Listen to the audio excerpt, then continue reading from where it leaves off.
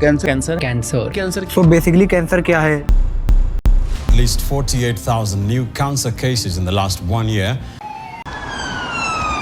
और लोग इससे इतना डरते क्यों हैं और ये होता क्यों है? कैंसर को लेकर आपके दिमाग में जो भी मिसकंसेप्शन है वो आज दूर हो जाएगी। सो वेलकम टू दोस्तों, तो चलिए शुरू करते हैं the reality of cancer.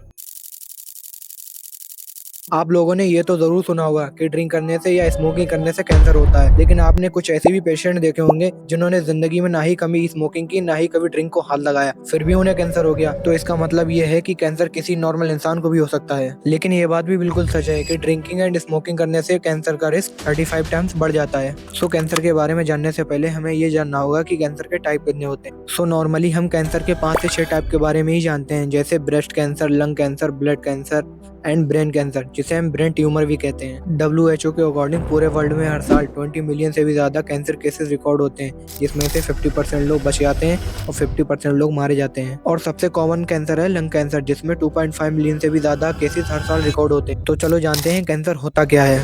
So what is cancer? तो देखो ध्यान से समझना, यह है हमारी ह्यूमन बॉडी जो कि एक सेल से मिलकर बनी होती है। जैसे हम एक एक ईंट जोड़कर घर को बनाते हैं, वैसे ही ये सेल्स मिलकर एक टिश्यू को बनाते हैं, और टिश्यू मिलकर ऑर्गन को बनाते हैं, एंड ऑर्गन मिलकर सिस्टम को बनाते हैं, एंड ऑल सिस्टम मिलकर पूरी बॉडी बनती है। तो कहना यह है कि हमारी बॉडी में एक टाइप के सेल होते हैं जिन्हें हम स्टेम सेल्स कहते हैं। अब बॉडी के सारे cells, for example nerve cells, liver cells, cardiac cells and blood cells, सारे सेल स्टेम सेल से ही मिलकर बने होते हैं। सो दिक्कत ये है कि हमारी बॉडी में हर सेल की एक लाइफ पीरियड होती है। बॉडी के डेवलपमेंट एंड ग्रोथ के लिए सेल्स को डिवाइड होकर अपनी जैसी ही कॉपी बनानी पड़ती है, जिस प्रोसेस को बायोलॉजी में माइटोसिस कहते हैं। इस प्रोसेस से हमारी बॉडी में हर रोज बिलियंस ऑफ सेल्स जिंदा होते हैं और मरते हैं, एंड अभी आप ये वीडियो देख रहे हो, आपकी बॉडी में बिलियंस ऑफ सेल्स डिवाइड हो चुके होंगे। सो ये प्रोसेस हमारी बॉडी के ग्रोथ के लिए काफी जरूरी होता है। सो हमारी बॉडी ने सेल्स के डिवाइड होने के लिए एक लिमिट सेट की हुई है। जब ये सेल्स अंधाधुंध डिवाइड होकर लिमिट को क्रॉस करके अनकंट्रोल तरीके से ग्रो होने लगते हैं, तो उसे ही कैंसर या फिर ट्यूमर कहते हैं। तो ये जान लो कि ट्यूमर कुछ माइक्रोमीटर का भी हो सकता है और इतना बड़ा भी हो सकता है कि आपका पूरा फेस ही कवर हो जाए। क्या हर ट्यूमर कैंसर कोज करता है? ऐसा नहीं है।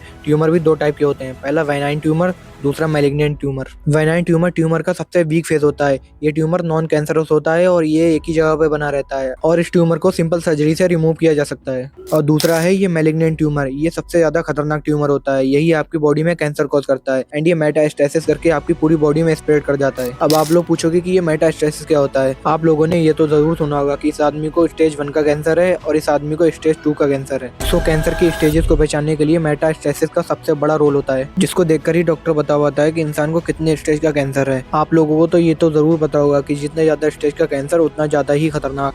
अगर किसी से कह दो उसे स्टेज 1 का कैंसर है तो वो तो वैसे ही जी जाएगा, लेकिन अगर किसी से कह दो उसे स्टेज 4 का कैंसर है, वो तो वैसे ही मर जाएगा। इसीलिए डॉक्टर्स कहते हैं कि pre detection is the best care of cancer. And cancer के कुछ सिम्टम्स होते हैं, जैसे fever, vomiting, extreme fatigue and unusual bleeding, but सबसे मेन सिम्टम होता है ट्यूमर। आप लोग इन्हें तो जानते ही होंगे, ये है इंडियन क्रिकेटर युवराज सिंह। इन्हें स्टेज 4 का कैंसर था, लेकिन उसे अर्ली स्टेज में ही डिटेक्ट कर लिया गया था। अर्ली डिटेक्शन एंड कीमोथेरेपी के कारण इन्होंने कैंसर को मात दे दी थी। आप लोगों के मन में सवाल होगा कि डॉक्टर कैसे पता लगाते हैं कि किस इंसान को किस स्टेज का कैंसर है। डॉक्टर यूजुअली कैंसर की स्टेज को डिटेक्ट करने के लिए TNM सिस्टम का यूज करते हैं। T मींस ट्यूमर, ट्यूमर का साइज कितना है। N फॉर नोड्स, के कैंसर लिम्फ नोड तक पहुंच चुका है या फिर नहीं। M फॉर मेटास्टेसिस, कि कैंसर बॉडी के अदर पार्ट्स में कहां तक फैला है। तो कैंसर की स्टेज का क्लासिफिकेशन ऐसे होता है कि अगर कैंसर फैला नहीं है और छोटा है तो स्टेज 1 का कैंसर है। अगर कैंसर लिम्फ नोड्स तक पहुंच चुका है तो स्टेज 3 का कैंसर है। अगर कैंसर बॉडी में स्प्रेड करके बॉडी के अदर पार्ट जैसे लीवर एंड लंग्स में भी पहुंच चुका है तो स्टेज 4 का कैंसर है। ये स्टेज सबसे ज्यादा खतरनाक होती है, इसमें बहुत कम ही लोग बच पाते हैं। आप लोगों ने बहुत सारे सेलिब्रिटीज के नाम सुने होंगे जो कैंसर से मारे गए, जैसे ऋषि कपूर।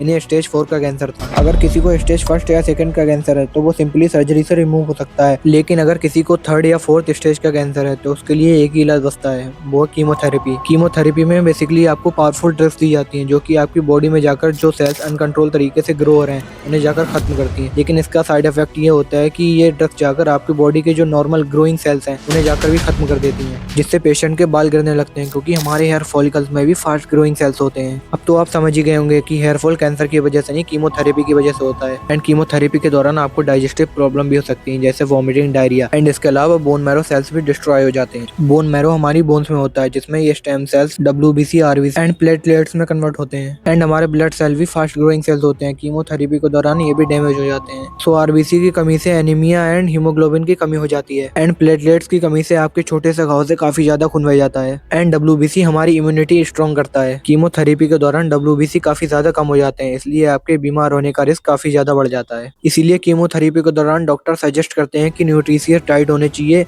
एंड स्ट्रेस से दूर रहना चाहिए। 8 आवर्स की प्रॉपर स्लीप होनी चाहिए एंड सबसे मेन रेगुलर एक्सरसाइज जरूर करना होता है। तो कीमोथेरेपी के दौरान जो स्टेम सेल डिस्ट्रॉय हुए हैं तो उन्हें कैसे स्टोर किया जाए, तो इसके लिए एक प्रोसेस होता है जिसे कहते हैं स्टेम सेल ट्रांसप्लांट या फिर बोन मैरो ट्रांसप्लांट। नाम सुनकर लग रहा होगा कि ये काफी ज्यादा टाइम कंज्यूमिंग प्रोसेस है, लेकिन नहीं, इसमें सिर्फ 4 घंटे लगते हैं। इस प्रोसेस में एक डोनर पेशेंट को अपने स्टेम सेल्स डोनेट करता है। जैसे ब्लड को डोनेट करने के लिए ब्लड ग्रुप का मैच होना जरूरी है, वैसे ही स्टेम सेल्स को डोनेट करने के लिए HLA टाइपिंग का मैच होना जरूरी है, जिसका फुल फॉर्म होता है human leukocytes antigen. HLA typing human के इम्यून सिस्टम का एक इंपॉर्टेंट पार्ट होता है। बेसिकली पेशेंट को डोनर से अपना HLA टाइपिंग मैच कराना होता है, लेकिन ये कहने में जितना आसान है उतना है नहीं। HLA मैचिंग की प्रोबेबिलिटी 1 लाख में से 1 होती है। अगर आपको किसी को स्टेम सेल डोनेट करना है तो DKMS इंडिया पर जाकर रजिस्टर करना होगा। इसके बाद आप अपने स्टेम सेल किसी को भी डोनेट कर सकते हो। लेकिन लास्ट में मैं यही कहना चाहूंगा कि कैंसर किसी को भी हो सकता है, पर हम इन चीजों से कैंसर से बच सकते हैं। पहला है ड्रिंकिंग एंड स्मोकिंग से बचें। दूसरा है packet food and street food से भी बचें। एंड रोज 45 मिनट्स एक्सरसाइज जरूर करें। एंड आपको अगर कोई भी सिम्टम दिखे तो सबसे पहले जाकर डॉक्टर को दिखाएं। कुछ इन तरीकों से ही आप कैंसर से बच सकते हो। वो कहते हैं ना, prevention is better than cure. तो चलिए इस वीडियो को यहीं खत्म करते हैं।